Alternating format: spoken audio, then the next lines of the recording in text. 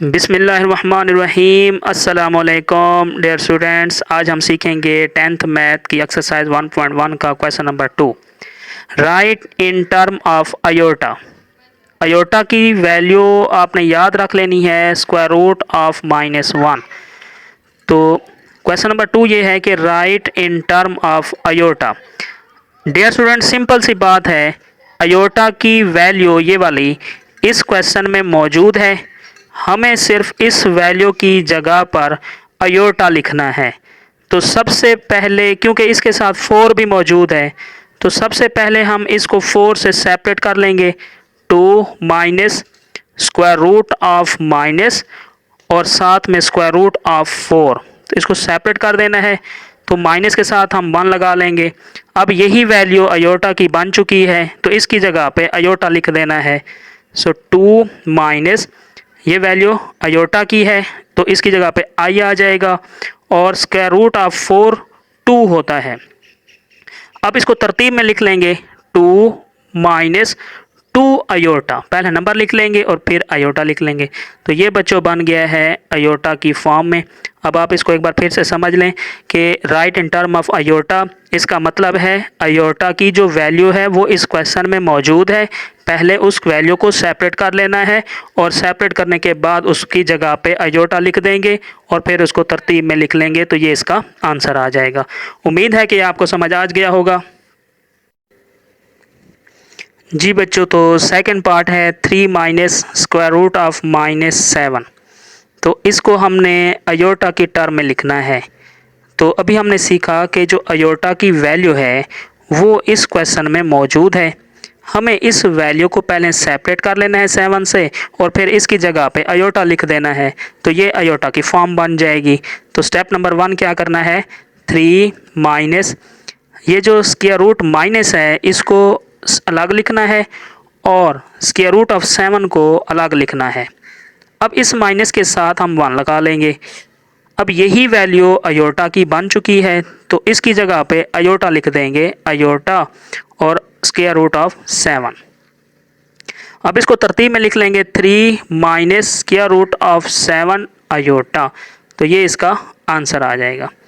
इसके बाद part number इसका 3 है, 2/5 plus square root of 16 -16 over 5। तो अब इसको भी हमने अयोटा की फॉर्म में लिखना है। तो अयोटा की फॉर्म में लिखने के लिए हमने सीखा हुआ है कि जो अयोटा की वैल्यू होती है स्क्वायर रूट ऑफ -1, वो इस क्वेश्चन में जहाँ पर मौजूद है उसको पहले उस नंबर से सेपरेट कर लेना है और फिर उसकी जगह पे अयोटा लिख देना है। तो 2/5 प्लस, तो इसको पहले 16 के साथ सेपरेट कर लेंगे, माइनस अलग और 16 का रूट अलग कर लेंगे, इसके साथ 1 लगा लेंगे ओवर 5। तो अब अयोटा की जो वैल्यू है वो है स्क्वायर रूट ऑफ -1, जो कि ये मौजूद है। तो इस वैल्यू की जगह पे अयोटा लिख देंगे। सो 2/5 प्लस, और जो स्क्वायर रूट ऑफ 16 है ये जो 4 के इक्वल होता है, तो इसकी जगह पे हमने लिखना है 4 अयोटा 4 ओवर 5। तो इसको हम तरतीब में लिख लेंगे, 2/5 प्लस 4 अयोटा बाय 5, तो ये इसका आंसर आ जाएगा। अब जो पार्ट नंबर 4 है इसका, 2 माइनस स्क्वायर रूट ऑफ -3, तो इसको हमने अयोटा की फॉर्म में लिखना है। तो अयोटा की वैल्यू देखनी होती है कहाँ मौजूद है, तो अयोटा की वैल्यू होती है स्क्वायर रूट ऑफ -1। तो जे वैल्यू स्क्वायर रूट ऑफ -3 है, तो इसको पहले कर लेंगे सेपरेट। तो ये स्क्वायर माइनस का रूट अलग लिख लेंगे और 3 का रूट अलग लिख लेंगे। अब इस माइनस के साथ 1 लगा लेंगे। अब यही वैल्यू अयोटा की, इस वैल्यू की जगह पे अयोटा लिख देंगे। So 2 minus iota square root of 3। अब इसको तरतीब में लिखना चाहें तब भी ठीक है, लिख सकते हैं, ना लिखना चाहें तब भी ठीक है। तो 2 minus square root of 3 iota, तो ये इसका आंसर आ जाएगा। उम्मीद है कि ये क्वेश्चन आपको समझ आ गया होगा। इसमें कोई भी पॉइंट आपको समझ ना आया हो तो आपने कमेंट में ज़रूर पूछना है। अब बच्चों क्वेश्चन नंबर 3 है, फाइंड x एंड y, जबकि ये left hand side is equal to right hand side है। अब इसमें जो लेफ्ट हैंड साइड में ये जो बगैर अयोटा वाली वैल्यू है इसको हमने इक्वल करना है बगैर अयोटा वाली वैल्यू के, और अयोटा वाली वैल्यू को इक्वल करना है अयोटा वाली वैल्यू के। तो ये इसका जो है ना काम होगा। तो सबसे पहले आप बताओ क्या करना है। बगैर अयोटा वाली वैल्यू इज इक्वल टू बगैर अयोटा वाली value 2x plus 5 is equal to 1, और अयोटा वाली value y minus 3 is equal to iota वाली वैल्यू 2। अयोटा साथ नहीं लिखना। अब इसके बाद इसमें से x को अकेला करना है। x को अकेला करने के लिए फर्स्ट ऑफ ऑल 5 1 के पास चला जाएगा तो इधर रह जाएगा 2x। तो 1 के पास जब 5 जाएगा तो इधर प्लस है, इधर आकर माइनस हो जाएगा। सो 2x इज इक्वल टू 1 में से 5 माइनस करेंगे तो इसका आंसर आ जाएगा -4। और फिर लास्ट में जो x का कोफिशेंट है ये भी इसको छोड़ के राइट साइड पे चला जाएगा। लेकिन जब x का कोफिशेंट राइट साइड पे जाता है तो ओनली डिवाइड होता है, यानी अब हम इसको नीचे लिखेंगे। ये नहीं है कि ये +2 है तो इधर जाके माइनस नहीं लिखेंगे, बल्कि यहाँ पे ये मल्टीप्लाई हो रहा है तो राइट साइड पे ये डिवाइड हो जाएगा। तो x का आंसर ये कट हो जाएगा, तो इसका आंसर आ जाएगा -2। इसी तरह अब इसको सॉल्व करना है और इसमें से y को अलोन करना है, अकेला करना है। तो अकेला करने के लिए इसके साथ है -3 जो कि राइट साइड पे चला जाएगा। सो -3 जब 2 के पास जाएगा तो +3 बन जाएगा और इस तरह y का आंसर आ जाएगा 5। तो ये बच्चों हमने x और y दोनों को फाइंड कर लिया, तो ये इसका आंसर आ गया। इसके बाद है पार्ट नंबर 2। पार्ट नंबर 2 में है 3x plus 2 minus 4 minus y i is equal to 5 plus 3 iota. जी बच्चों क्या सीखा कि इक्वल करना है दोनों को। इक्वल कैसे करना होगा भाई, जो इसका बगैर अयोटा वाली वैल्यू है 3x प्लस 2, तो बगैर अयोटा वाली वैल्यू को बगैर अयोटा वाली वैल्यू के इक्वल लिखेंगे, यानी 3x प्लस 2 इक्वल टू 5 हो जाएगा। और -4 माइनस वाई अयोटा के साथ जो वैल्यू है साइन समेत -4 minus y is equal to iota के साथ वाली वैल्यू 3 के इक्वल कर देनी है। तो यहाँ पे आपने एक पॉइंट समझना है कि यहाँ पे हमने क्या किया है, रियल को रियल के इक्वल किया है और आई वाली वैल्यू को आई वाली वैल्यू के इक्वल लिखा है। इस तरह अब यहाँ से हम x निकालेंगे और यहाँ से y निकालेंगे।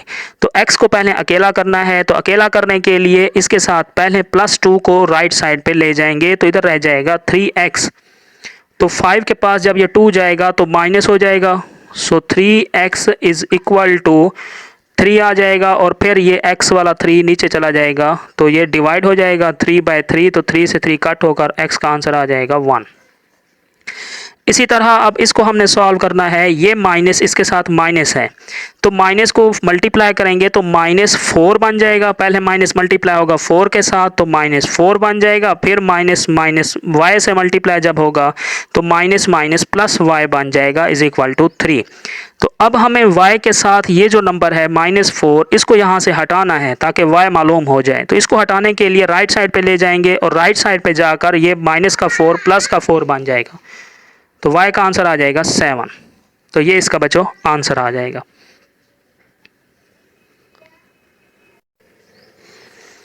अब बच्चों पार्ट नंबर 3 है 2 plus i into x plus 1 minus 2i into y is equal to 3 plus 4 aorta.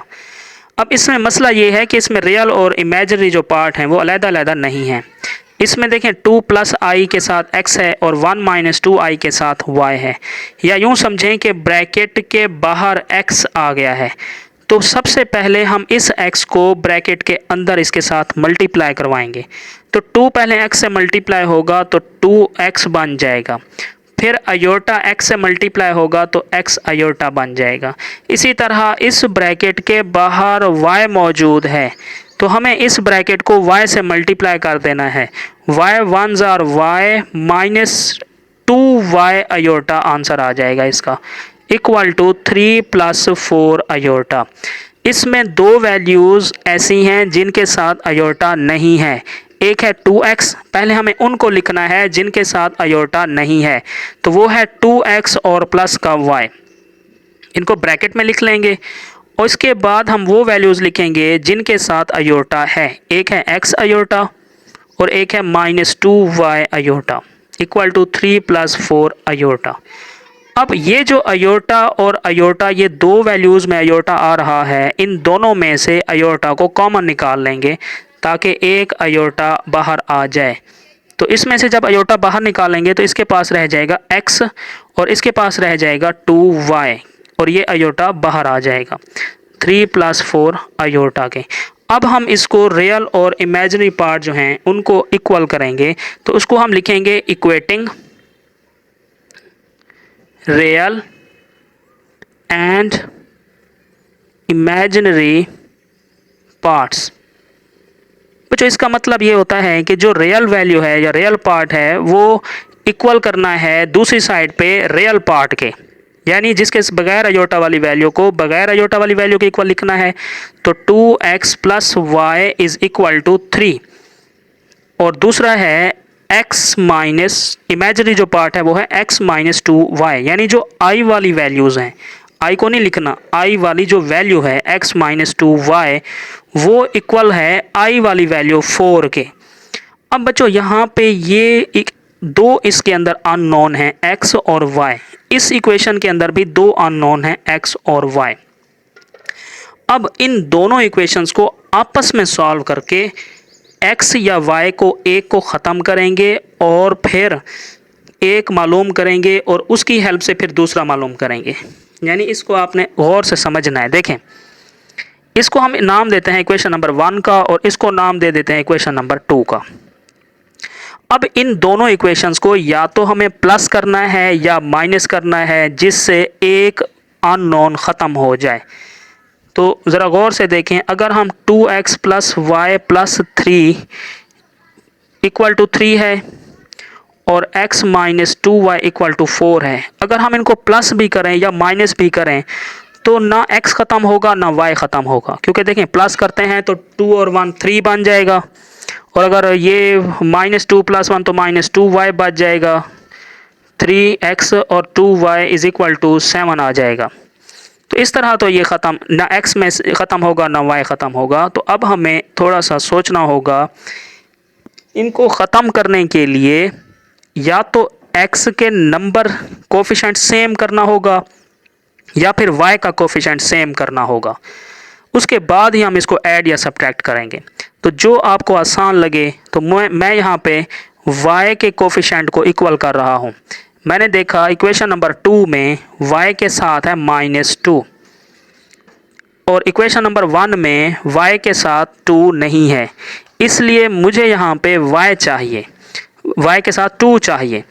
तो इसको 2 लाने के लिए हमें यहाँ पे 2 से मल्टीप्लाई करवाना होगा। मल्टीप्लाई इक्वेशन 1 बाय 2, हम इसको 2 से मल्टीप्लाई करवाएंगे तो यहाँ पे 2 खुद ब खुद आ जाएगा, लेकिन ये 2 इन तीनों के साथ मल्टीप्लाई होगा। पहले 2 के साथ मल्टीप्लाई करेंगे तो बन जाएगा 4x, फिर 2 को y से मल्टीप्लाई करेंगे तो बन जाएगा 2y इज इक्वल टू 3 को 2 से मल्टीप्लाई करेंगे तो 6 बन जाएगा। तो ये बन जाएगी इक्वेशन नंबर 3। अब y के कोफिशिएंट मैंने बराबर कर दिए हैं, ये इधर भी y का नंबर 2 है और दूसरी इक्वेशन में भी y का नंबर 2 है। अब इनको ऊपर नीचे लिख लेते हैं, फिर समझाता हूँ कि इनको प्लस करना है या माइनस। तो 4x + 2y is equal to 6, x - 2y equal to 4। अब बच्चों जिनका कोफिशिएंट हमने सेम किया है, बराबर किया है, उनका साइन देखना है, एक प्लस है एक माइनस है। अब यहाँ पे एक पॉइंट आपने याद रखना है कि जिनका भी कोफिशिएंट आप बराबर करें, अगर तो उन दोनों के साथ प्लस प्लस है तो फिर आप उनको माइनस करेंगे, यानी सेम साइन हुआ अगर तो फिर आप उनको माइनस करेंगे, यानी अगर प्लस प्लस हुआ तब भी माइनस करेंगे, अगर माइनस माइनस हुआ तब भी आपने उसको माइनस करना है। लेकिन अगर डिफरेंट साइन हुए, एक का प्लस और एक का माइनस हुआ, तो फिर आपने उनको ऐड करना है। तो ये दो रूल आपने याद रखने हैं। तो हमने देखा इन दोनों के डिफरेंट साइन हैं, इसलिए हम इन दोनों को ऐड करेंगे। तो 4 और 1x हो जाएंगे 5x, 2 - 2 ये कैंसिल हो जाएंगे और 6 और 4 हो जाएंगे 10। तो अब हमें यहाँ से y ख़त्म हो गया है और यहाँ से हमें x मिल रहा है। तो x के साथ जो 5 है वो राइट साइड पे चला जाएगा, तो वो 10 के नीचे डिवाइड हो जाएगा। सो x इज इक्वल टू 5 × 1 = 5, 5 × 2 = 10, तो इसका आंसर आ जाएगा बच्चों 2। अब x का आंसर तो हमने मालूम कर लिया है, y का आंसर मालूम करने के लिए यही x का आंसर किसी एक इक्वेशन में पुट कर देंगे। इक्वेशन नंबर बेशक आप 1 में पुट कर दें या इक्वेशन नंबर 2 में पुट कर दें। तो मैं इसी आंसर को इक्वेशन नंबर 1 में पुट करता हूँ। तो पुट x का आंसर 2 इन इक्वेशन 1। तो पहले इक्वेशन नंबर 1 लिख लेंगे, 2x plus y is equal to 3।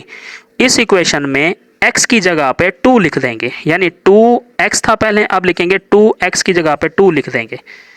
तो ये बन जाएगा 2 2 ज़र 4 plus y is equal to 3। तो प्लस 4 जो है हमें y को मालूम करना है, तो प्लस 4 राइट साइड पे चला जाएगा, तो 3 माइनस 4 बन जाएगा और आंसर आ जाएगा -1। तो इस तरह हमें बच्चों x का आंसर है 2 और y का आंसर है -1। तो ये इसका आंसर है, इसको हमने सेपरेट कर लिया है। अब जो इसका पार्ट नंबर 4 है, सेम इसी पैटर्न पे हो